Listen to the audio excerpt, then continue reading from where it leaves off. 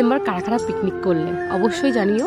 আর আমরা প্রত্যেকবার 1 জানুয়ারিতেই করি, তো এবার ভাবলাম চলো 25 ডিসেম্বর করাই যাক। তো আমরা ফ্যামিলি পিকনিক করছিলাম, মানে আমার 2 মা, বাবা, তোমার দাদা ভাই ছিল, বোন ছিল, এরাই।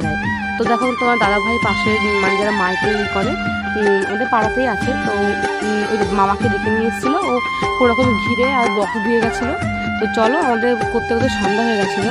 তো আমি পকোড়াটা মানে গ্যাসেই করেছিলাম ঘরে, পকোড়া চাটা করে আমি চলে এসেছিলাম মাঠে। আমরা তাঁবুতে ছিল বসে, আর এখানে ভাই পড়ে যাচ্ছিলো, কারণ ধানের ক্ষেত তো এবড়ো খেবড়ো, তো ওর হাতে লেগেছিলো। তো চলো খাওয়া যাক চা আর কফি। চাও করেছিলাম, কফি করেছিলাম, আর সঙ্গে ছিল পকোড়া। তো সত্যি দিনটা তো ভালো কেটেছে, তো ভীষণ ভালো লাগছিলো।